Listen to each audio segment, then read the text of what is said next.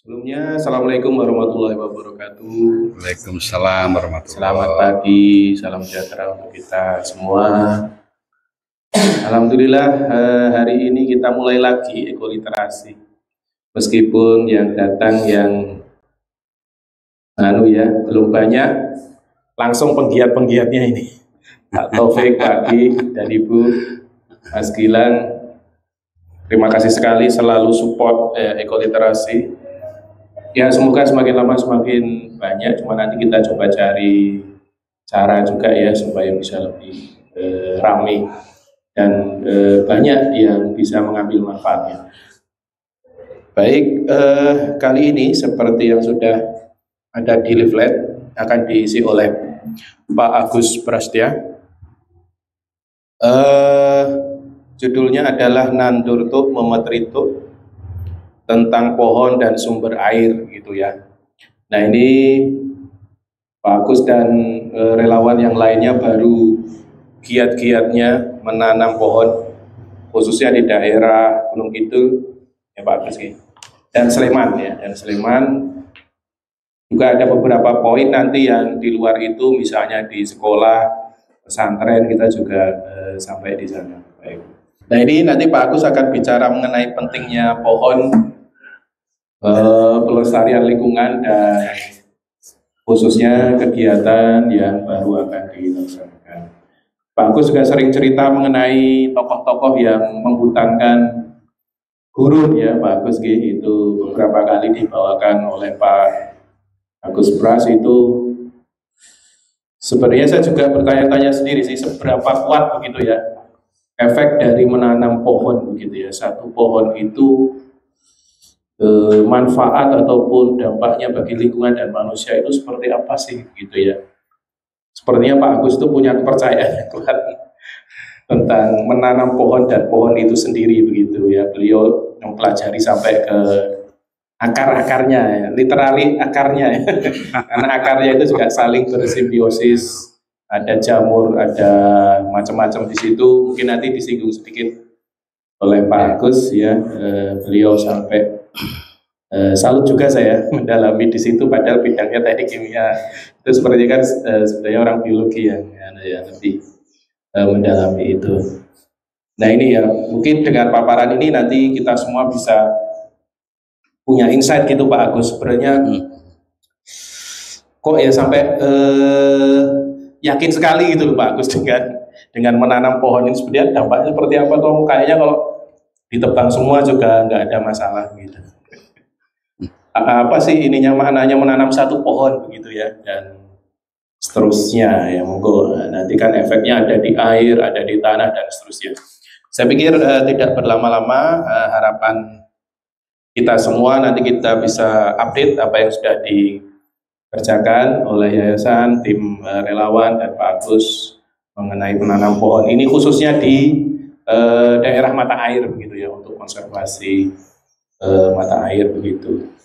Dan juga harapannya kita juga dapat insight sih, apa sih sebenarnya manfaat dari menanam pohon ini. Ya, semoga nanti bisa diikuti banyak ya Pak. Oke, matur nuwun, monggo Pak Agus, waktu dipersilakan. Makasih Pak Chandra ya atas intronya yang komplit dan cukup detail ya. Selamat pagi, selamat datang teman-teman pegiat ini yang paling setia, Pak Sugiarto dan Ibu ya.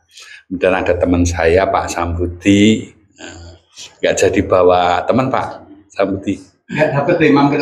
Dapat ya. Kemudian ada ini support kita yang paling kuat itu dari Pak Taufik Hidayat dari Dewa Bromo ya, Desa Wisata Bromo Milan. Kemudian ada Mas Gilang yang selalu setia sekali sebagai tim medsos kita untuk merekam, ngedit dan segala macam sampai terunggah di YouTube kelas kita. Jadi walaupun ini kelasnya kecil, di sini itu sedikit gitu ya. Harapannya nanti setelah diunggah di YouTube yang nonton banyak. Gitu. Oke, jadi sebetulnya bincang-bincang sih topiknya hari ini nggak serius-serius banget gitu ya. karena saya ingin berbagi saja, berbagi cerita untuk sebuah program yang kita diinisiasi oleh Rumah dan Sekolah Ekoliterasi, yaitu program penanaman pohon untuk menyelamatkan sumber-sumber air, ya, Nandurtuk Mamadrituk. Ini sudah dari tahun lalu, akhir tahun lalu kita mulai programnya gitu. Jadi sudah berjalan belum lama sekali, ya paling sekitar 4 bulanan ini, ya 3-4 bulanan ini program ini berjalan. Dan sambutannya saya seneng gitu, kami suka. Kenapa? Karena ini bisa jadi contoh program penyelamatan lingkungan kita yang dilakukan oleh kita sendiri, dari masyarakat untuk masyarakat. Kembali lagi, kita sama sekali tidak melibatkan birokrasi pemerintah, kita tidak melibatkan dinas, kita tidak melibatkan aparat. Pada saat implementasi nandur penanaman, baru kemudian kita ketok pintu ke Pak Duku, ke Pak Lurah, melalui teman-teman pegiat aktivis konservasi di lapangan yang ketok pintu gitu. Karena bagaimanapun juga nanti kalau untuk kegiatan yang melibatkan banyak orang di lapangan, kan aparat desa sebaiknya juga tahu, dan akan sangat baik kalau kemudian ikut nyengkuyung gitu, ikut terlibat, dan di lapangan terbukti itu bisa seperti itu, bisa seperti itu. Jadi ada harapan untuk program ini, kayaknya ke depan itu bisa kita perkuat ini, bisa kita perkuat. Syukur-syukur nanti kalau dinas bisa bareng-bareng yang program seperti ini. Tuh kemudian jadi kita nanti ngobrol-ngobrol aja ya, mungkin yang ilmiah itu ada tapi nggak banyak gitu, nggak banyak, lebih banyak ngobrol. Kenapa kok kita punya kerentek gitu, dan kepercayaan bahwa pohon itu kunci loh. Pohon itu kunci untuk apa? Tidak hanya untuk air, sebetulnya untuk banyak hal. Ya, untuk air, dia untuk menghidupkan bumi itu menghidupkan tanah, menyehatkan tanah. Dia satu-satunya supplier oksigen untuk kita dengan gratis, ngasihnya gratis gitu ya. Dia satu-satunya untuk terestrial, ya untuk di daratan gitu. Satu-satunya sumber paling potensial untuk bantu menyerap CO2 dan seterusnya. Ya. Tapi kali ini ngobrolnya kita kaitannya dengan air. Yang kaitannya dengan yang lain-lain, suatu saat mungkin nanti kita bahas lagi. Kepercayaan kami di Sekolah Ekoliterasi, at least itu saya gitu ya, kepercayaan saya, itu sebetulnya berangkat dari sebuah cerita atau berita atau fakta yang sederhana yang dilakukan oleh orang awam yang sederhana dan buta huruf, dan itu proven, itu terbukti di lapangan, itu terbukti, yaitu Mbah Sadiman ini jadi contoh klasik sebetulnya, contoh klasik. Beberapa teman ini saya kira sudah kenal yang namanya Mbah Sadiman, tapi beberapa mungkin baru gitu. Orang-orang konservasi tidak ada yang tidak kenal Mbah Sadiman. Kalau orang konservasi nggak kenal Mbah Sadiman, ya berarti masih kalau nggak newcomer ya rodok KW itu konservasinya kalau nggak kenal. Ya pasti kenal kalau orang konservasi itu. Mbah Sadiman itu beliau kan orang buta huruf, ya, udah tua, buta huruf, punya kepercayaan kuat bahwa pohon itu bisa menyelamatkan wilayahnya. Jadi 2 bukit di Geneng, ya, Kelurahan Bulukerto Wonogiri, itu kan tadinya gundul, itu kars, perbukitannya Wonogiri itu kars, jadi kayak gunung gitu. Itu gundul tadinya. Habis kebakaran hutan tahun berapa, 70-an atau berapa, itu betul-betul gundul. Nah, terus pada saat hutannya gundul ya semua orang ya terus ya udah gimana, udah gundul gitu ya, Sumber air nggak ada, air hilang gitu. Terus tanah gersang, tanahnya mati dan seterusnya. Kemudian beliau seorang diri loh ini, itu mencoba menanami bukit-bukit itu dengan fikus, dengan beringin. Dengan fikus, seorang diri selama kurun waktu, kalau dihitung sampai sekarang mungkin sudah 25 tahun. Tapi beberapa tahun terakhir ya sudah disengkuyung bareng-bareng karena banyak pegiat-pegiat konservasi ikut membantu. Tapi selama puluhan tahun pertama itu seorang diri nanam 2 bukit sekitar 600 hektar katanya ditanami fikus. 600 hektar seorang diri setiap hari selama puluhan tahun. Dan buahnya itu baru terlihat di sekitar akhir 90-an awal 2000-an. Itu terbukti dengan makin besarnya pohon-pohon yang ditanam dan menjadi hutan di sana, menjadi hutan. Itu mata air muncul. Mata air banyak muncul, tuk itu mulai banyak muncul. Gitu. Ya, 1, 2, 3, 4 banyak tuh muncul, kemudian jadi aliran sungai, jadi umbul, jadi embung dan seterusnya. Dengan adanya ketersediaan air yang lebih lestari, ketersediaannya itu ada dari dari waktu ke waktu, pertanian mulai tumbuh. Mulai muncul, orang mulai nanam palawija, nanam jagung, macam-macam itu di desanya. Dan itu makin meluas. Makin meluas.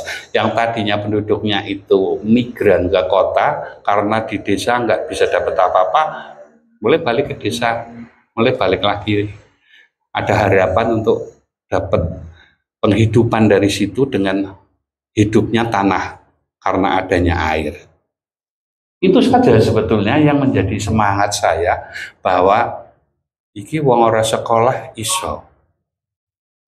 Dan proven, dia bisa membuktikan bahwa apa yang dia percaya itu betul sungguh-sungguh. Tuh. Nah, jadi saya walaupun sekolah sampai tinggi banget itu saya belajarnya dari yang tidak sekolah nih, dari Mbak Satiman. Ini salah satu tokoh yang saya idolakan terus terang. Saya belajar dari pengalaman beliau. Itu contoh-contohnya. Dan nanti kalau Bapak dan Ibu kepengen tahu lebih banyak tentang Sopoto Mbak Satiman, di YouTube banyak sekali. Ada yang dari filmnya yang panjang 1 jam sampai ada yang 15 menit, 30 menit, sampai yang 2 menit juga ada tentang profil Mbak Satiman itu. Sudah jadi selebritis YouTube sekarang untuk teman-teman konservasi, kalangan konservasi. Ya, jadi itu yang membuat kami percaya ya, bahwa iya, tanaman itu punya peran luar biasa penting. Ya, ini baru air loh, belum kemudian habitat ekologis yang terbentuk di hutan itu. Karena adanya pohon, burung-burung datang, ya hewan-hewan lain datang. Karena burung-burung datang, dia makani buah-buah dari pohon-pohon fikus, terus dia buang biji-bijinya ke segala tempat, hutannya itu akan makin cepat terbentuk. Jadi dipercepat oleh munculnya ekosistem di situ, terbentuknya ekosistem ya, habitat terbentuk dan kemudian menggelinding gitu. Itu. Dan yang mengejutkan, kemarin saya jalan-jalan ke Gunung Kidul, ketemu banyak teman-teman pegiat ya. Saya ketemu dengan Mas Edi Patmo, ngobrol lama sekali sampai sore. Beliau itu adalah pegiat resan. Apa itu resan? Nanti di belakang ada, kita ngobrol ya. Ada pegiat resan, kemudian di di Wonosari, di Desa Giri itu ada pegiat juga, Mbah Marno, dia dalang, tapi seniman macam-macam sebetulnya. seniman macam-macam. Kemudian di Saptosari, di sana juga ada pegiat-pegiat itu. Mereka cerita bahwa Pak Agus di Gunung Kidul itu yang seperti Mbah Sadiman banyak, Pak. Cuma tidak terlihat, tidak terekspos. Suatu saat Pak Agus nanti saya ajak ke rumah Mas Tri, ke rumah Mbah Warto, ke rumah Mbah siapa lagi. Itu yang dilakukan persis seperti Mbah Sadiman, tapi tidak terekspos. Tuh. Jadi jangan-jangan di Wonogiri juga gitu, nggak cuma Mbah Sadiman gitu ya. Cuma yang fenomenal itu memang Mbah Sadiman. Tuh. Itu latar belakang ya, latar belakang kenapa kok saya percaya banget gitu ya. Wong di Wonogiri yang notabene khas dan dilakukan seorang diri bisa kok. Masa nek digarap bareng-bareng ra iso. Mestinya akan bisa makin cepat. Walaupun tantangannya juga akan jadi lebih banyak karena melibatkan lebih banyak orang dengan lebih banyak kepentingan dan isi pikiran gitu. Nah. Kemudian yang kedua ini adalah ya kalau ini saya dolan sendiri, nonton sendiri. Ini Pak Taufik sudah sampai sini juga, cuma Pak Taufik belum sampai ke embung sama danaunya, Pak. Lihat hutannya di sekitar, kemudian ada embung, nggak cuma satu, ada banyak embung di sana, ya. Dan telaga-telaga, umbul sumber air. Saya dituduhi itu sumber air yang besar sekali sumbernya. Pak, ini sumbernya ini masuknya ke Brantas loh, Pak. Akhirnya ini larinya ke Brantas. Besar betul itu sumber airnya. Dan itu berada di bawah akar pohon fikus. Akar pohon gede banget fikusnya. Ini salah satu fikusnya nih. Kalau ini kepuh, 2 pohon. Ini fikusnya. Ada beberapa dan di salah satu itu bawahnya itu umbul besar sekali, dan umbul itu yang mengisi fotonya nggak ada, ini kayaknya embung ini airnya mengisi embung itu. Terus dari situ masuk ke danau, sebetulnya ada danau yang lebih luas lagi yang kemudian itu jadi lokasi wisata. Luberannya larinya ke Brantas, luberan dari danau itu salah satu. Jadi ini tiga itu sebetulnya 3 lokasi yang berbeda-beda, dan semua di 3 tempat itu bisa lestari seperti itu karena ada pohon-pohon yang besar-besar itu. Dan pemandu saya waktu itu, Mas Kowi sebelumnya juga pernah cerita, tapi salah satu pemandu juga cerita ada satu tempat, Pak, yang tadinya hutan, ya, kemudian ada embungnya. Ada mata airnya, ada embungnya, bagus. Ada investor yang tertarik di situ. Bagus ini untuk tempat wisata. Dibikinlah tempat wisata di situ. Beberapa pohon ditebang. Lama-lama umbulnya makin kecil, makin kecil.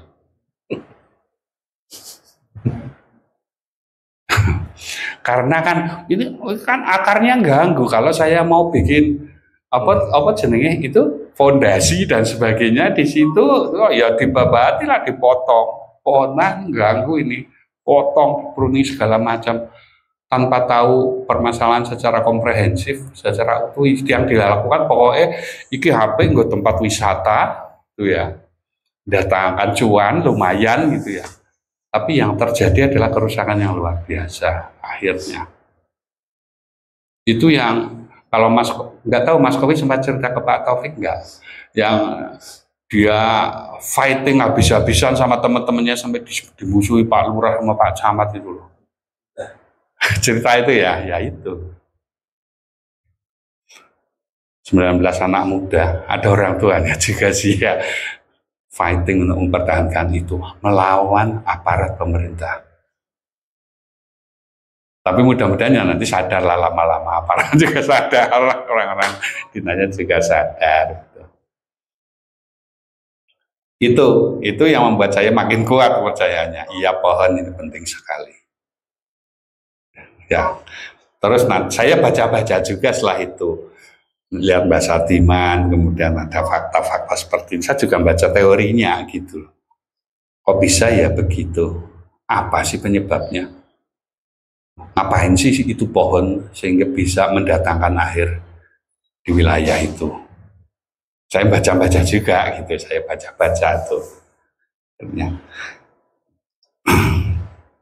Kemudian ini di Gunung Kidul, nah itu masih di Patmo bawah, Resan. Ya, dia ketua Resan Gunung Kidul. Banyak sekali beritanya, dan jangan heran di websitenya bagus, itu websitenya bagus. Itu yang nulis kontributornya luar biasa, termasuk banyak yang nulis itu dari mahasiswa pasca sarjana UGM loh, dari CRCS. Ya, mahasiswa CRCS belajar dari Mas Edi Patmo ini terus nulis tentang kenapa Resan. Kalau kita ketemu Mas Edi Patmo sekilas gitu ya, karena rambutnya gondrong, kadang diguncir, belakangnya lusuh, pakai kaosnya kayak gini lah, gitu ya. Mungkin kita mengira, wah paling itu kena gitu ya, paling itu kena, paling itu wah, tukang kebun gitu, kayak gitu. Tapi begitu kita ajak ngobrol, luar biasa pengetahuannya. Dia itu seorang intelektual yang sangat terdidik, tapi ngumpet gitu ya di situ. Luar biasa pengetahuannya. Kearifannya terhadap penyikapan hidupnya terhadap alam juga luar biasa. Dalam gitu. Orang yang punya pemikiran dan pemahaman yang dalam. Saya terkesan sekali, makanya saya diajak sama oleh Pak Udin, itu ngobrol Pak Taufik, dari pagi jam 10 sampai selesai jam 3 sore baru selesai. Ngobrol dengan Mas Edi Patmo ini. Kenapa kok dia mendirikan Resan? Filosofinya apa sih? Maksudnya apa Resan itu? Terus relevansinya apa? Pentingnya apa? Kenapa kok harus ada di Gunung Kidul? Misinya apa? Dan seterusnya. Cetok banget. Jelas banget. Dan masih bergerak sampai sekarang, kegiatannya hampir tiap, nggak tahu ya, mungkin musim hujan ini kayaknya tiap minggu nandur terus itu teman-teman Resan itu. Resan itu dari katanya nih ya, katanya Mas Edi Patmo, itu dari kata dasar wrekso. Resan itu wrekso, wrekso itu rekso, rekso itu adalah penjaga, pemelihara. Jadi Resan itu adalah kata benda dari wrekso yang menunjuk kepada suatu objek yang menjaga. Sebagai penjaga wilayah itu. Penjaga apa? Penjaga mata air, penjaga lingkungan, penjaga ya macam-macam lah, kayak gitulah. Gitu. Dan di sana ada tradisi, itu saya tahunya juga dari Mas Edi Patmo, ada tradisi untuk ya itu memetri, miara pohon, ngerawat, kemudian secara bergilir itu diliputi pakai kain kafan itu loh Pak. Kalau dibalikan kain kotak hitam putih, ini pakai kain kafan diselimuti, nanti diganti itu sebagai bentuk kecintaan dan penghormatan terhadap peran pohon itu di lingkungannya. Ya. Nah, Resan itu adalah komunitas pencinta Resan ya, dan perawat pohon-pohon itu.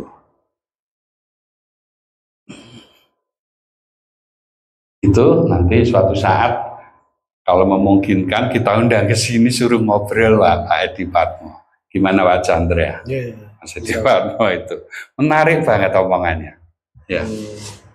Menarik sekali. Ini itu bahan apa ya Prof? Yang mana? Itu fikus. Oh, fikus. Iya. Tapi bukan beringin ya? Beringin kan kelas fikus. Fikus Benjamina kalau beringin. Ada Ficus elastica itu karet kebo. Ada Ficus apalagi itu rumpii. Yang loa itu Ficus apa gitu lah. Ada loa, ada prah, ada bulu, macam-macam. Ada 700 lebih jenis Ficus. Dan semua itu berfungsi sama. Kalau sudah besar itu sebagai salah satu sumber penjaga mata air. Ya, hampir semua fikus punya fungsi yang kira-kira sama seperti itu, dan hampir semua fikus bisa besar Hampir semua ya, karena ada ficus yang tetap kecil juga ada. Kita kan mungkin nggak sadar ya, ada tanaman yang merambat di tembok, biasanya untuk hiasan tembok itu loh, merambat itu ficus juga ternyata, itu ficus pumila namanya, yang merambat di tembok itu.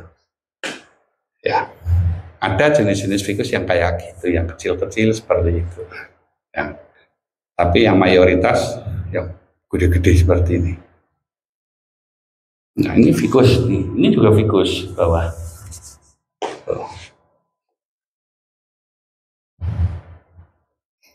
Kemudian ini gambaran makronya, nah ini ilmiah nih. Nah, gambaran makronya. Nah, jadi kumpulan tanaman-tanaman itu memperbaiki iklim mikro, di mana mekanismenya nanti ada saya bayangkan video sedikit, cuma bahasa Inggris tapi mungkin nggak bisa ketangkep lah ya intinya apa gitu. Nah, gitu. 50% kebutuhan air untuk umat manusia itu disediakan oleh hutan gunung. 50%.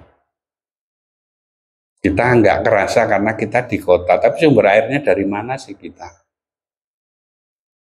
Aquifer kita di bawah kok bisa ada airnya dengan jumlah banyak dan mencukupi untuk kita. Sekarang sih makin berkurang. Itu dari mana sih dulu-dulunya? Hulunya itu dari mana? Ya 50% itu dari situ. Nah ini ada gambaran ya, How Trees Bring Water, sebuah video yang saya termasuk favorit dari Andrew Millison ini, bahasa Inggris, tapi nanti coba kita ikut aja lah ya. Trees make water. It's the truth. And in this video, I'm going to explain exactly how trees can both create water when they're planted and destroy water when they're removed. So let's start with the simple structure of a tree as a giant net for capturing atmospheric moisture and nutrients. The combined surface area of a tree's leaves or needles, branches and trunks is surprisingly large when you imagine humid air or fog moving through the tree and intercepting each of its surfaces. Atmospheric humidity condenses on every surface of the tree as moist air rolls through. The water is settled out of the atmosphere and collected by the tree. And it's not only moisture that's caught by the tree's net, it's also fine particles of dust, pollen, spores, insect bodies, bird droppings, and more that are all collected by the vast net of the tree's structure. So when moisture is collected by the tree, sometimes in the form of frost when it's cold, it drips off the leaves, bringing all of these atmospheric nutrients with it to the soil level and down into the tree's root zones. This humidity harvested by trees can actually account for a large proportion of the total precipitation that falls on a forest. And then, when the rain comes, the whole surface of the tree is a giant intercept for falling rain. Each raindrop's fall is broken when it hits the tree and splatters into a fine mist, where the structure of the tree itself directs the flowing water through it, down the branches and trunk, dripping through the interwoven network of leaves, washing all the dust and pollen and bird poop gently down into the tree's root zone. The soil below the tree is already spongy from all of the leaf litter and sheltered environment beneath the tree. So the water soaks through the soil sponge and is drunk up by the tree's roots. The tree becomes full of water. Just like the human body on average is 60% water, the body of a tree on average is 50% water, both above and below ground in the root system. So imagine a forest on top of a hill. So with 50% of every tree made up of water, you can think of a forest on a hill as like a lake's worth of water just sitting there. Remember, the total canopy of a forest is intercepting fog, humidity, and nutrient-laden dust. So it's collecting water and nutrients even when it's not raining. Then when it rains, the whole canopy breaks the speed of the raindrops and gently drips the rain where the tree's structure directs it to. And then the spongy soil soaks it up and the roots drink it in, and what's not absorbed flows downhill into the creeks and rivers below. So the hilltop forest moderates the time it takes for water to move through the hill. It slows the duration that it takes the water to move down through the landscape and keeps a big storage of water at the top of the hill in the form of the forest, which will slowly release water over the seasons as gravity pulls it down. But at the same time that gravity is pulling the water down, the tree is also pulling the water up and out of the leaves and back up into the atmosphere through evapotranspiration and evaporation. And it's not just water that's rising up and out of the trees. A forest releases many tiny particles like pollen, leaf dust, bacteria, fungus spores that float up into the air. When these tiny particles encounter moisture floating through the atmosphere like clouds, then the forest particles provide nuclei for raindrops to form around. So we have clouds that have formed from evaporated water over oceans and seas, moving through the atmosphere over land. And then they encounter the air above a forest, which is filled with water vapor and organic particles. And guess what happens when they all meet? It rains. Studies in the Amazon showed that the forest there actually returns 75% of its water back into the atmosphere in amounts high enough to form their own rain clouds. But it's not just the wet tropics we're talking about. Trees in every climate have a partnership with the atmosphere. Trees collaborate with the atmosphere to produce rain and snowfall. And so the clouds that you see move overhead are not just ocean water vapor, they're forest water as well.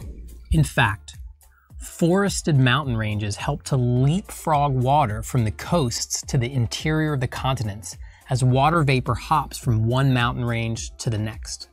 The rainfall in the interior of a continent is dependent on the forest on the coast. So when you remove trees from this cycle through deforestation, you break the system. It rains less on barren land because forests aren't there to intercept the clouds with water vapor and raindrop nuclei. And when you break the system on the coasts, it then has sad repercussions for rainfall further inland. It's called drought. Remember, trees don't only bring water vapor and raindrop nuclei into the atmosphere. They also moderate the flow of water down into the landscape, making it more consistent and steady, because the forest is a giant sponge of water storage. So when you remove that sponge and then the rain falls, the water rushes down off of bare hillsides quickly below and all at once. And down below the barren hills, you get floods in the valleys. So my friends, this sorry state of affairs is what we call the drought flood cycle. And this is where much of the world is today. Long droughts punctuated by short, intense floods. And shortly after the floods are over, the droughts start again. But as I've shown, in many cases, the course to take is obvious. Trees make water. Trees moderate the flow of water. Forests are part of the circulation of atmospheric moisture. It's really pretty basic, and hence, the solutions are basic as well. Honestly, we can undo this mess if we can just get our heads and hearts straight. So, go plant some trees. Pesannya yang paling akhir itu, tanam pohon. Nah, kan, so plant trees. Gitu. Tadi film ya tadi, oh ya. Jadi intisarinya ketangkap nggak? Intisarinya begini. Pohon itu fungsinya karena ada mekanisme di dalam dirinya, ya. Dia tidak hanya menangkap air, kemudian menyimpan dalam dirinya, kemudian menyimpan sisanya ke dalam tanah. Dedaunan pepohonan itu juga menguapkan air, namanya evapotranspirasi. Jadi di sekitar pepohonan yang banyak itu biasanya akan terbentuk kabut yang banyak karena ada evapotranspirasi. Ya, evapotranspirasi itu punya peran penting dalam hal penciptaan hujan di wilayah-wilayah yang vegetasinya banyak. Bagaimana caranya? Kalau ada awan lewat di situ, awan lewat, ketemu dengan kabut yang berada di situ, dan kabut dari pepohonan yang ada di situ, itu bukan hanya uap air, itu juga mengandung partikel-partikel yang berasal dari tanaman. Apa misalnya? Misalnya adalah partikel biji-biji, spora, dan segala macam, ya, ngumpul di situ, ketemu dengan awan, itu merupakan seed atau nuklei atau bibit untuk terbentuknya titik air yang pertama. Terbentuk di situ, kemudian membesar, kondensasi, jatuh sebagai hujan. Jadi hutan itu punya peran besar dalam penciptaan iklim mikro, dalam penciptaan hujan di wilayah itu. Wilayah-wilayah yang vegetasinya sedikit, itu hujannya juga sedikit. Wilayah-wilayah yang hutannya banyak, itu juga banyak hujannya. Itu satu dari mekanisme evapotranspirasi dari tanaman. Kemudian yang kedua, setelah hujan jatuh, sebagian dari air hujan itu kan masuk ke badan tanaman untuk ditransport ke bawah, ke badannya sendiri, karena dia perlukan air itu untuk reaksi dengan CO2 membentuk gula untuk membesarkan dirinya. Ya kan? Jadi makanannya tanaman itu kan cuma dua macam. CO2 sebagai sumber karbon dan H2O. CO2 dan H2O itu membentuk karbohidrat.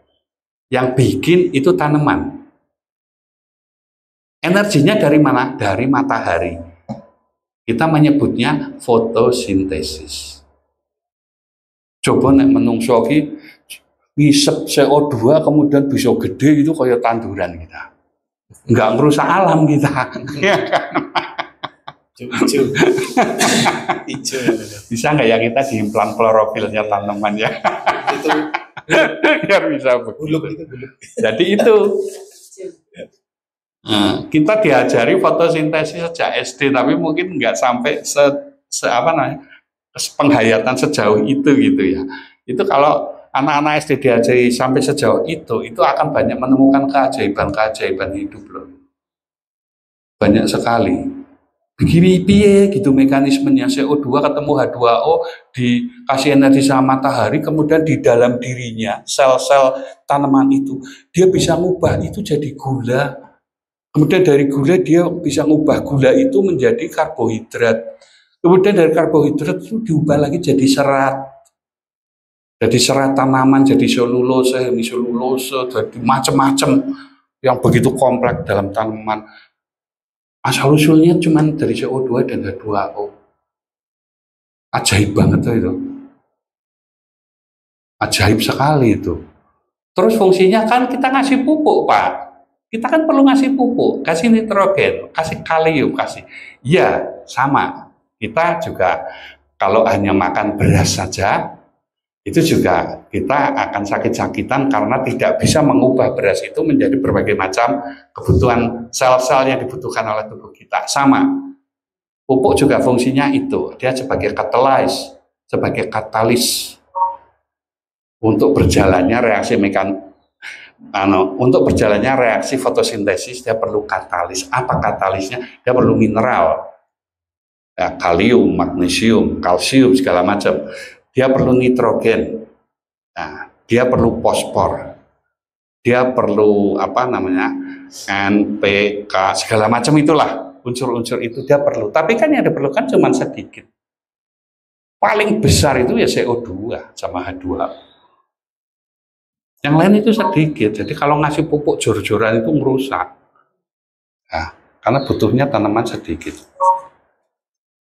Jadi itu ya, balik lagi ke air. Jadi H2O itu diambil oleh tanaman karena dia butuh gitu ya. Bisa dari atas, bisa dari bawah, tapi kalau musim-musim hujan kayak gini dia ngambil dari hujan banyak itu H2O, H2O-nya sisanya disimpan ke bawah.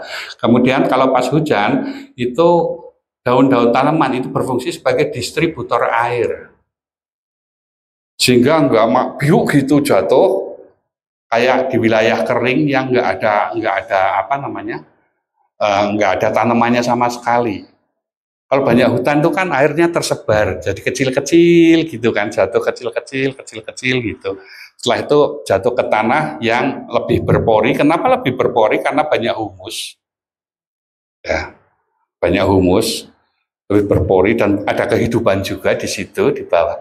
Kemudian tersimpan di tanah, disimpan sama air di tanah, masuk ke reservoir.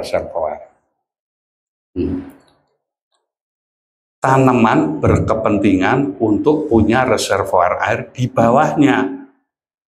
Kenapa? Karena pada saatnya nanti, pada saat tidak ada hujan, dia tetap butuh air untuk mempertahankan hidupnya. Ngambil dari mana? Dari reservoir yang ada di bawah pohonnya itu. Sumber airnya ngambil dari situ, yang dia simpan. Ya, untuk hidup dia sendiri dan sisanya ya dibagi-bagi ke kita dan sebagainya gitu ya. Simpan. Ada keajaiban lain. Pernah nggak kita membayangkan suatu pohon tingginya sampai katakan 30 meter. 30 meter, pohon 30 meter. Di daun yang paling ujung di 30 meter tetap kebagian air. Bagaimana pohon bisa mompa air sampai ke situ? Sehingga di ujung paling atas itu kebagian air itu daunnya. Mindset kita kalau manusia ya dipompakan ya Pak ya 30 meter gitu ya dan kebagian air. Tapi pohon bisa melalui mekanismenya. Ngangkat air itu sampai ke ujung paling atas. Dari badannya sendiri harus kebagian air, kalau enggak mati, dan itu masih numbuh lagi dari 30 meter masih numbuh bisa jadi 40 meter dan seterusnya. Ada mekanisme adhesi kohesi dan kapilaritas yang mampu mengangkat air sampai ke ujungnya. Jadi nyedot dari bawah kemudian diangkat ke atas. Artinya apa? Artinya selama musim kemarau tidak ada hujan, karena tanaman itu tetap butuh air untuk hidupnya sendiri.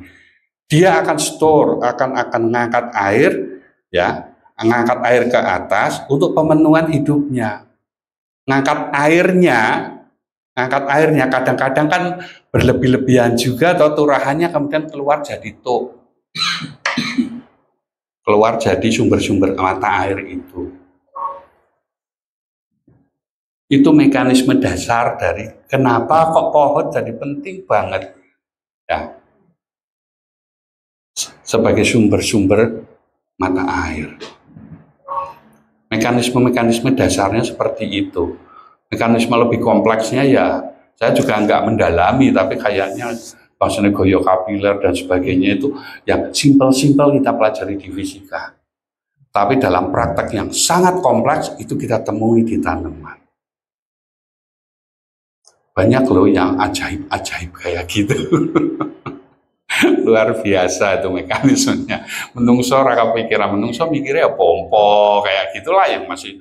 Kalau dari sisi mekanisme prosesnya dipandang dari yang terjadi di tumbuhan sebetulnya masih sangat sederhana. Yang kita buat itu kita sudah memanjangnya sebagai yang canggih gitu. Tapi jauh lebih canggih tanaman sebetulnya dalam mekanisme pengangkutan air. Dalam mekanisme proses pembentukan makanan jauh lebih ajaib tanaman. CO2 sama H2O itu bisa jadi macam-macam. Itu ya, jadi itu sebabnya saya punya kepercayaan makin kuat bahwa tanaman wis kuncinya ada untuk masa depan generasi. Tuh. Kalau kita bicara untuk setahun 2 tahun ke depan mau bikin proyek-proyek macam-macam silakan, tapi jangan harap itu untuk generasi. untuk anak cucu kita. Jangan harap itu proyek-proyek kayak gitu akan untuk anak cucu, enggak, sebentar habis. Karena apa yang kita lakukan itu tidak sejalan dengan apa yang mekanisme yang terjadi di alam. Kita tidak harmonis dengan itu. Itu ya, jadi ini ringkasannya tadi sedikit ya, ada gambarnya kayak gitu. Sedikit. Nah, kemudian ini yang lain lagi. Nah, ekosistem di sekitar tanaman hutan sebetulnya tidak hanya terkait dengan apa namanya air saja, karena di dalam ekosistem di perakaran di tanah itu juga banyak keajaiban, itu cerita tersendiri. Nanti suatu saat kalau ada topik kayak gini, saya mau cerita lagi tentang kenapa perakaran tanaman itu ajaib dan kenapa kunci pertanian lestari itu adalah menyehatkan tanah. Menyehatkan tanah, mulai pertama-tama dengan menyehatkan tanah. Itu dulu. Nah, menyehatkan tanah yang selama ini karena ketidaktahuan kita atau mungkin karena ketidakpedulian juga ya, kita biarkan itu jor-joran menjadi tanah-tanah yang makin makin mati gitu. Nah, karena kita racuni, ya kita racuni. Sadar atau tidak sadar gitu, kita pelan-pelan meracuni itu. Ini ya, suatu saat nanti ceritalah yang ini. Terus ini cerita tentang ekosistem di perakaran tanaman. Apa saja sih yang ada gitu. Dan ini punya peran masing-masing, dan ini semuanya bisa hidup, bisa ada, bisa terjadi, mekanisme itu semua berjalan. Satu kuncinya, ada air di situ. Jangan bicara tentang ekosistem di perakaran dan sebagainya, ya, dengan perannya masing-masing, kalau di situ tidak ada air. Jadi saya sampai punya foto ekstrim juga. Air itu adalah kunci kehidupan. Kedua, setelah oksigen. Ya, oksigen. Air itu kunci kehidupan. Tanpa air jangan bicara yang lain. Nggak usah bicara pertanian, nggak usah bicara yang lain-lain. Kalau kita belum bicara tentang gimana airnya.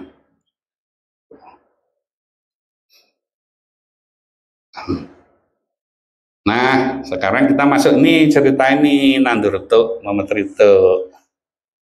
Ini sumbangan bibitnya oleh masyarakat. Jadi ada donasi bibit. Saya juga surprise ini Bapak dan Ibu. Ya, karena ini kan program yang kita awali mungkin nggak tahu dulu pernah ada program kayak gini oleh yayasan, institusi, atau pegiat yang lain, saya nggak tahu. Tapi untuk yayasan ekoliterasi, untuk rumah ekoliterasi kita, ini kan sesuatu yang baru. Sesuatu yang baru oleh sebuah yayasan atau komunitas yang baru, belum banyak orang kenal gitu. Belum banyak orang kenal. Kok wani-wani ini open donasi untuk bibit. Ya sudah, kita tekad aja open donasi gitu ya. Ternyata lumayan sambutannya. Jadi saya punya optimisme, sebetulnya di luar sana itu kalau kita bisa mengetuk hatinya dengan tepat, itu banyak kok yang baik dan tergerak untuk bisa bantu. Cuma mereka nggak tahu aja gitu. Nggak tahu.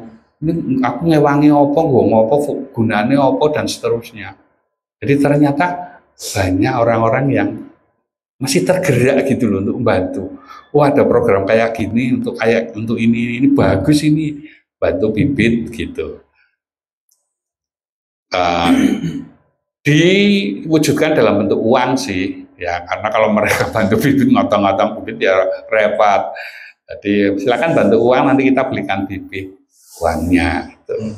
Mau berapa bibit? Nah, 100 bibit, kalau 100 bibit ya uangnya sekian nominalnya. 50 bibit nominalnya sekian gitu. Dan banyak gitu. Ya. Itu tujuannya untuk konservasi air, tanaman, dan ekosistem. Kemudian sejauh ini kita sudah dapat 3.200 bibit fikus itu luar biasa. 3.200 bibit ficus dan beberapa tanaman lain yang siap tanam. Karena kita mensyaratkan, kita nyari bibit yang siap tanam. Ya, yang siap tanam di lapangan maksudnya. Dan itu ketinggiannya 1 meter ke atas. Karena kalau di bawah itu resiko mati besar. Tuh, risiko matinya besar. Sebetulnya yang kita beli dari duit donasi itu 3.000 bibit. Tetapi penyedia bibitnya tadi, yang dari teman-teman di Tempurwojo Kediri, itu disumbang ditambah. Saya tambahi 200 bibit, Pak. Tak bonusi 200 bibit karena tahu ini adalah program untuk konservasi. Dan tanamannya ficus, bukan tanaman komersial. Sopo sih sing adol ficus di tempat tanaman hias kan nggak ada. Ada mungkin yang karet kebo variegata itu ya Bang, mahal itu ya Pak. Atau ketapang biola itu mungkin ada mahal. Tapi kan untuk tanaman hias itu bukan untuk konservasi. Ya. Ini 3.200 bibit ficus. Kemudian ada 500 bibit yang kecil-kecil siap dibesarkan. Jadi ini belum siap tanam, harus dibesarkan dulu sampai 1 meteran. Baru kemudian kita lepas ke lapangan. Tuh. Jadi 3.200 bibit plus 500 yang kecil itu 1 truk engkel penuh, umpuk-umpukan itu.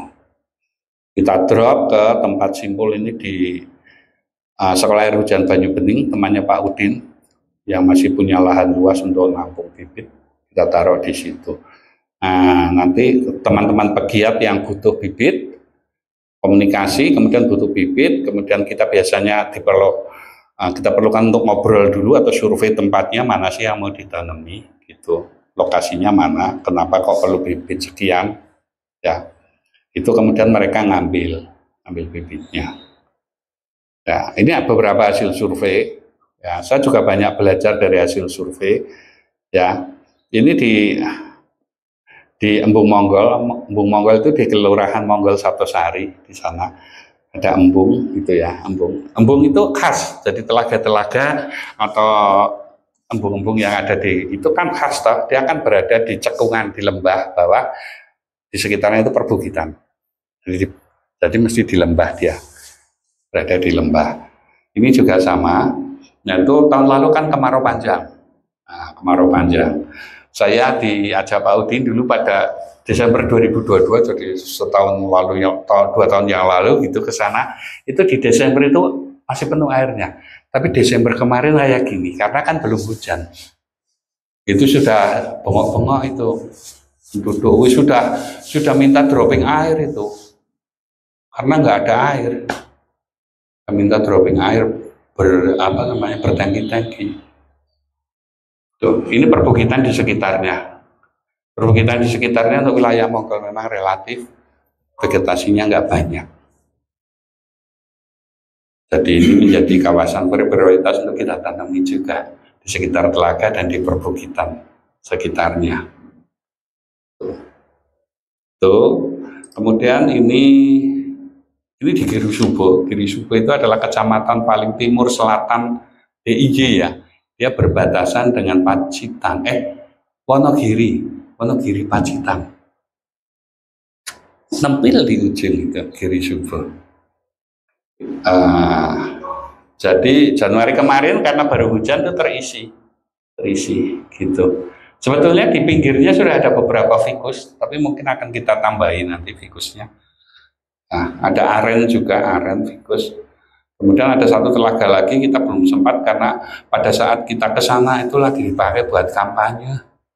Jadi kita nggak masuk. namanya Telaga Guntur.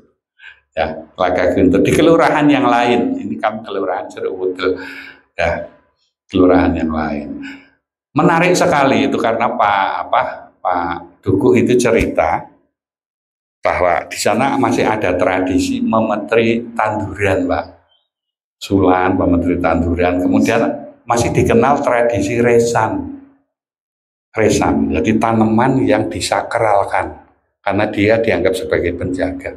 Wah, ini harapan besar untuk bisa kita tanami karena penduduknya nanti mesti mau ngerawat kalau ada tradisi gitu. Ya, kalau ada tradisi seperti itu, jadi belum masuk rasionalitas yang kebablasan, yang hanya mikir kalau tanamannya tidak produktif kita babat aja, kita ganti yang produktif. Jadi apa sayangan apa gitu kan. Mereka masih punya tradisi itu. Ya, jadi ada resan dan yang jadi resan itu dipageri tanamannya, dikasih pagar. Kita punya harapan itu. Kemudian ini sudah kita tanami, ini di Giri Wonosari. Giri itu di timurnya Kelurahan Bejiharjo, Pak Taufik. Jadi timurnya Pindul, ya, timurnya Pindul. Nah, di Kelurahan Giri kita nanam-nanam. Ini Pak Lurahnya agak visioner, agak maju. Jadi mereka ada embung, kemudian ada program buat namanya sumur ladang. Jadi itu untuk ngangkat air saat musim kemarau dan lahan pertanian masih butuh air tapi sudah nggak ada air. Jadi nggak temporary 100% selama musim kemarau, nggak, tapi beberapa bulan di musim kemarau itu masih ada kecukupan air sehingga masih bisa menyelesaikan ladangnya gitu ya, tandurannya. Ini sumur air ini, jadi sumurnya itu sumur bor sebetulnya. Sumur bor, kemudian pakai peralon itu dibawa ke ladang. Kalau musim hujan kayak gini ya sumur ladangnya ya nggak difungsikan. Ya karena cukup dari air hujan, tapi nanti musim kemarau itu difungsikan sumur ladangnya. Nah, kita menjadi salah satu titik fokus adalah penanaman fikus di sekitar sumur-sumur ladang itu. Gitu, karena kalau diambil terus selama musim kemarau nggak ada yang nyimpen air di situ kan susu yang kontak itu banyu nih. Jadi di sekitar situ, di sekitar embung, kemudian itu di alun-alun untuk penanda saja. Nah, kemarin Giri mengambil total yang diambil 600 bibit, tapi yang untuk Giri itu sekitar 200 bibitan lah yang ditanam. Tuh, sisanya untuk panggang ambil lagi kemarin 500, jadi yang untuk panggang itu ada 700-an bibit sana. Tuh, kemudian ini yang hari Kamis kemarin pas Isra Mi'raj, nah, kita nandir itu di Budak di Kelurahan Giliwungu Panggang. Budak itu dusun Budak di sekitar embung itu baru direhab, itu embungnya itu baru direhab ya. Itu tahun 85 aslinya, tapi udah rusak kemudian direhab lagi 2023. Tuh, embung. Nah, sekelilingnya belum ada tanamannya itu. Garing itu malah jadi kebun jagung gitu. Nah, udah kita tanami sekitar embung itu, kita tanami fikus. Kemudian ini air di embung, kalau musim hujan dia nampung air hujan banyak, tapi kalau musim kemarau dia punya sumber air yang bagus namanya mata air Sodong. Ya, masih bagus mata air Sodong itu karena tanaman-tanaman besarnya masih ada. Ini di sini nih, ini saya perlihatkan. Ini gua, nah di dalam gua ini ada mata airnya, namanya mata air Sodong. Ini ada fikus, kemudian ada bungur gede, ada kepuh 2, kemudian ada pohon, rumpun-rumpun bambunya itu masih banyak. Jadi wah ini mata airnya terjaga, ini bagus. Mereka juga punya tradisi resan. Dihormati, nggak akan diutak-atik tanaman-tanaman besar ini. Ada kepuh 2 ini. Ya, karena jadi penjaga itu. Jadi ada harapan lah kalau di komunitas itu masih punya kesadaran. Walaupun mungkin awalnya kesadaran budaya ya, sekarang kita tambahi konservasi gitu. Konservasi penting dari sisi konservasi juga. Ini yang di Budak, kemudian yang ini besok itu Pak Taufik di Girikarto. Besok ada 2 lokasi, tapi saya nggak bisa ikut. Kalau Pak Taufik mau jalan ke sana, mau saya nggak bisa ikut. Tuh, di Girikarto, Panggang, itu Telaga Doplang. Ini cerita lain yang agak menyedihkan sebetulnya. itu sama mirip dengan telaga embung Monggol. Kisahnya mirip, Pak. Terus mirip juga dengan embung yang di Palian. Kisahnya begini. Jadi tadinya itu telaga alamiah gitu ya. Itu dipakai oleh 6 pedukuhan. Ya, Doplang, Beduk, kemudian 4 pedukuhan yang lain. Itu pakai sama-sama. Ini embungnya, telaganya dipakai sama-sama. Kemudian karena ada proyek dan itikat baik pemerintah, direhab apanya, telaganya, direhab kemudian diresiki, dikeruk. Apa hasilnya setelah dikeruk? Setelah dikeruk, telaganya itu kehilangan air. Dari air yang tersimpan itu malah makin cepat hilang. Setelah dikeruk itu kayak yang di Monggol tadi, di Monggol tadi juga gitu, air cepat hilang setelah telaganya dikeruk. Kemudian kita ngobrol-ngobrol, kita analisis, kok bisa begitu, baru dikeruk itu kok malah malah iya, karena dasar tanah di sana kan itu kars itu kan berongga. Terbentuknya telaga sampai dia dilapisi sedimen halus yang tidak dirembesi air, ya, ada lumpur, ada lempung, ada segala macam, itu nutup semua lubang. Itu kan selama puluhan tahun sebetulnya, sehingga dia bisa menahan, mungkin malah ratusan ya Pak ya, suwi banget lah Pak, sehingga dia bisa menahan air cukup lama di situ. Dikeruk, kebuka semua, itu hilang lapisan-lapisan kedap airnya itu hilang. Ini Mas Mugi itu ketua Karang Tarunanya cerita ini, yang Giri Karto ini, Pak, kalau dulu itu bisa selama musim kemarau lumayan Pak, masih ada airnya bisa dipakai. Sekarang nggak cuma musim kemarau, nggak hujan seminggu aja kering telaganya. Jadi kalau pas hujan itu ada air ketahan sebentar, nanti nggak hujan seminggu kering lagi. Kayak gitu terus gitu. Waduh, parah ini. Nah, terus gimana nih? Ya udah kita tanduri dulu lah sambil mikirkan nih piye gile nutup dengan lapisan kedap airnya ini gimana caranya, belum tahu, belum kepikiran. Itu yang terjadi. Jadi itikat baik belum tentu hasilnya baik. Karena saking nggak tahunya kondisi, pantem kromo aja fatal akibatnya.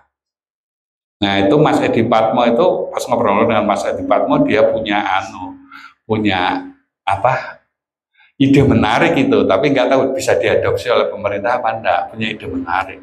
Sebetulnya budaya-budaya lokal budaya-budaya lokal Gunung Kidul itu bisa dihidupkan lagi loh Pak, untuk menghidupkan embung itu. Gimana caranya? Kita kan punya tradisi injak-injak itu, masyarakat injak-injak embung itu loh, injak-injak telaga, bawa lempung, bawa tanah, kemudian injak-injak telaga gitu ya, bawa sapi ke situ biar ledong di situ, kemudian injak-injak gitu. Itu ada tradisi gitu, dan itu bagus untuk menjaga embung. Nah, jadi itu kan lokal wisdom yang luar biasa, yang mereka paham bahwa itu penting. Tapi kita orang-orang pinter yang nggak ngerti masalah terus malah jadi kayak gitu. Ada tradisi gitu. Oh iya bagus juga nih Mas Edi Patmo istilahnya, kalau bisa diadopsi itu. Iya Pak, bisa kita hidupkan lagi adopsi itu. Ini kepiye caranya ya? Yo dipikir-pikir lah kepiye caranya menghidupkan lagi tradisi-tradisi gitu, dari masyarakat menghidupkan telaganya sendiri. Ya. Ini sayang banget, gede loh ini, uang dipakai 6 gitu kok, 6 pedukuhan kok tadinya. Telaga Doplang. Kalau yang ini lucu lagi ceritanya. Itu yang kiri itu saya highlight, itu ada gambar sampah itu. Saya juga itu Pak Chandra, surprise Pak Chandra. Itu kan di tengah hutan Pak. Jadi kita lewat jalan, kiri kanan tuh hutan jati. Lah kok di tengah-tengah hutan jati ada tumpukan sampah kayak gitu. Sebelahnya itu lagi dibakar loh itu sampahnya. Itu asapnya ngebul-ngebul itu. Dhuwur loh tumpukan sampahnya. Iki sopo iki sing ndadek kita bahas sampah di situ. Jadi menarik ini kalau dibahas. Sampai iya akibat TPA ditutup itu sampai dibuang ke tengah hutan. Sekarang ditumpuk-tumpuk di tengah hutan. Tak potret itu soalnya menarik. Nah terus ini kita terakhir kunjungan kemarin itu ke Telaga Kembang Lampir namanya. Loh mana telaganya? Itu udah jadi tegalan rumput odet sama kolonjono. Ini, ini kan sebetulnya telaga ini dilihat dari atas, ya. Ini telaga ini tadinya, gini. Tapi garing, nggak ada airnya, ditanduri kolonjono. Tebing-tebingnya bagus, sudah sebelah sana udah diterasari gitu bagus. Nah, jadi untuk kolonjono, itu konfliknya beda lagi. Konfliknya itu dengan antara masyarakat ya dengan pihak kelurahan. Nah lucu, jadi ada ceritanya nih ya, saya nggak tahu benar tidaknya, saya nggak verifikasi ke kelurahan. Ceritanya itu disewake gitu loh, disewake ke orang telaganya untuk jadi itu, untuk kalau kemarau kan airnya dikit, kemudian ada tanah-tanahnya timbul itu untuk pertanian gitu. Oh, masyarakat marah. Lowong iki duwe pemerintah, nggak tahu tuh duwe pemerintah, nggak tahu tuh kalau itu. Kalau telaga kayak gitu kok disewake ke personal gitu. Yang Kembang Lampir bukan ya? Saya ngantar beberapa presiden itu sama. Iya. Sebenarnya bukan ya, tapi kok disewake ke personal, ditandur kayak gitu, marah. Apa yang terjadi di sini itu ada luweng. Di sini ada luweng itu. Luweng itu gua vertikal itu. Didodos. Tadinya rapat didodos. Akhirnya apa? Airnya ya hilang, pergi. Luweng. Itu jadi kering. Oh, airnya terjun masuk luweng itu ya? Iya, tadinya luwengnya itu ditutup. Sehingga tergenang di situ airnya. Itu luwengnya didodos. Katanya begitu, katanya cerita. Itu udah didodos Pak, itu di sana di pojok itu luweng.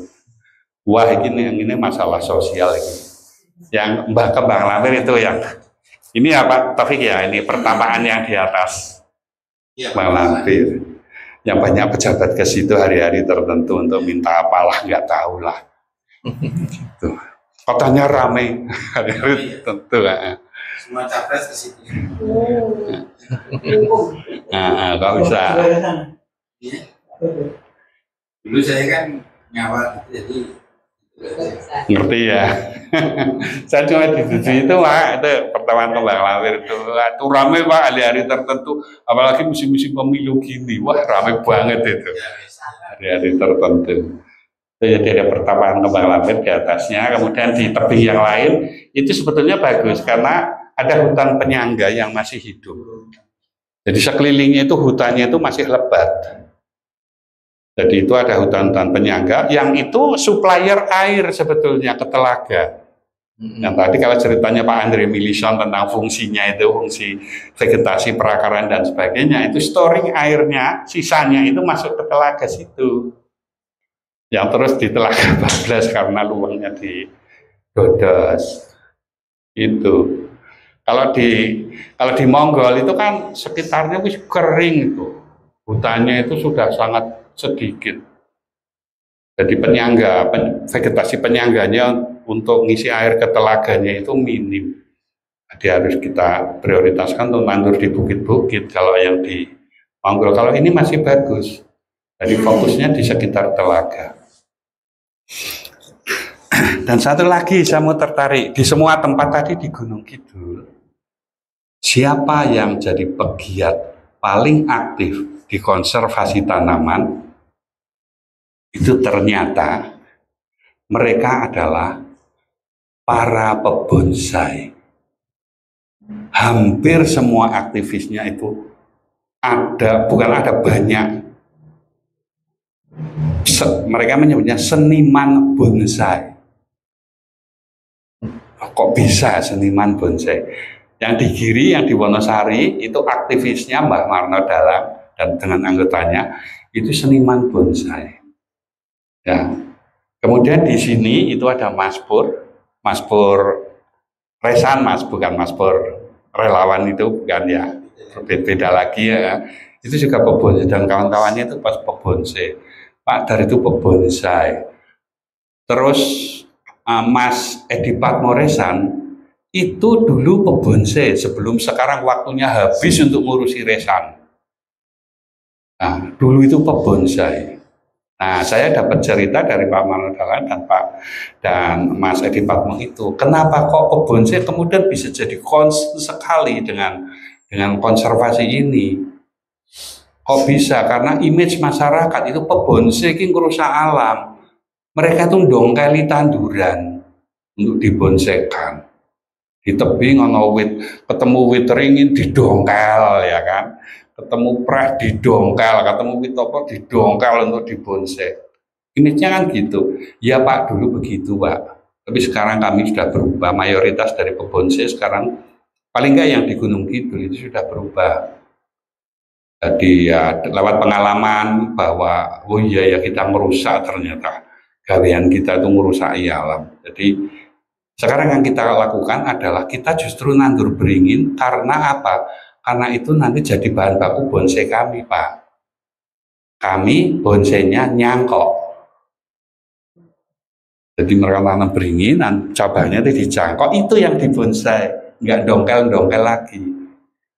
Jadi bagus juga ini kok simbiosis mutualismenya ini. Mereka konservasi tapi bonsainya bisa tetap jalan. Jadi itu dijadikan indukan pohon-pohon besarnya itu. Indukan untuk bonsai mereka. Jadi, iya ya, pintar juga ini. Ya win-win, win-win semua ini. Alam dapat, bisnis bisa tetap dapat, masyarakat dapat dan seterusnya. Hal yang sama itu di Sleman. Nah, di Sleman itu di Wonokerto, saya diajak dalam ke sana ke salah satu tokoh bonsai yang bagus-bagus sekali karya bonsainya. Tak foto ini tapi nggak tak tampilkan sini karya bonsainya. Namanya Mas Abu dan kawan-kawan, ada Mas Abu, Mas Heri dan sebagainya. Itu pebonsai profesional. Sama ceritanya ternyata sama. Sama, dulu dongkeli, sekarang budidaya. Nandur-nandur di sekitar di tebing, di mana tanduri fikus ya. Tanduri tanaman-tanaman gede. Fokusnya masih suatu saat punya bakalan bonsai gitu dari nyangkok. Jadi memang ya win-winnya itu. Karena mereka yang dibonsai kan biasanya juga fikus kan, pohon beringin dan kawan-kawannya itu kan yang dibonsai. Jadi mereka juga nanduri itu. Sama itu di Turi juga begitu. Ya, para pebonsai yang aktif di konservasi, gerakan konservasi ini. Itu mestinya yang di Girikerto itu minggu lalu, tapi karena Mas Abu yang jadi penggerak di sana itu jatuh dari motor, kecelakaan gitu. Terus jadi nggak bisa koordinasi, terus ditunda entah kapan nunggu recovery, tapi bibitnya sudah dibawa ke sana ya, bibitnya itu ada 500 bibit sudah dibawa ke Turi, Girikerto dan Wonokerto. Jadi Girikerto itu adalah wilayah Turi yang agak di bawah, di situ banyak sekali umbul ya, banyak sekali umbul ya Pak ya, dan sebagian akhirnya dijual diambil dijual ya, sebagian untuk bantuan juga untuk yang butuh, tapi sebagian juga dijual tuh yang butuh konservasi. Kalau di Wonokerto itu daerah yang susah air karena di atas. Ada yang daerah yang airnya gampang, tapi ada yang daerah airnya susah yang di atas. Termasuk di rumah Mas Abu itu kalau kemarau susah dia harus mendatangkan tangki-tangki air dari bawah. Kalau pas kemarau panjang karena nggak ada air di sana. Itu Wonokerto atas, dekat Merapi, sudah dekat Merapi. Itu ya kegiatan kami Nandurto Mamadrito. Ya, saya sendiri belajar banyak sekali dari kegiatan ini. Kita sepele tapi wah aku sinau kayak banget, ketemu banyak orang, ketemu banyak pengetahuan ya, dan lokal wisdom saya juga jadi kenal ya, budaya-budaya lokal, concern lokal, masalah-masalah lokal, jadi rada-rada ngerti gitu, ikut belajar juga. Dan ini masih berjalan ya, penanaman ini masih berjalan sampai nggak tahu sampai kapan. Kalau bisa sih terus-terusan, nggak berhenti-berhenti ya, terus nanti ganti lokasi sepanjang nanti donasinya ada terus, kita berikan bibit terus gitu, kita adakan bibit terus ya. Itu saja ya, ini sharing hari ini khusus tentang tanduran dan Mamadrito, Nandurto Mamadrito. Monggo saya kembalikan ke Pak Chandra lagi. Oke, jadi kalau kelompok kecil itu malah semua bisa mengungkapkan ya komen, ide, dan juga tadi ada sedikit curhat juga dari Pak Taufik. Oke, saya pikir hari ini sangat bermanfaat dan banyak sekali yang bisa kita dapatkan, mulai dari teori dan juga pengalaman Pak Agus dan tim. Ini masih banyak ya Pak bibitnya, artinya masih ada banyak tempat yang akan ditanami begitu. Dan juga Bapak sekalian matur nuwun, Bapak nggih. Kasih nuwun saya Pak Sambudi dereng kepanggih. Muridnya Pak Agus. Oke. Semoga bisa terus datang Pak. Oke. Baik, terima kasih Bapak-bapak dan Ibu sekalian. Kalau begitu bisa kita akhiri. Sekali lagi terima kasih atas rawuhnya pada siang ini. Semoga kita tetap istiqomah gitu ya Pak Ki ya. Salah satu pesan selalu Pak Ki ini ya, supaya kita bisa istiqomah dan terus ya, di jalan literasi. Demikian saya akhiri. Selamat siang. Assalamualaikum warahmatullahi wabarakatuh. Waalaikumsalam warahmatullahi wabarakatuh. Matur nuwun.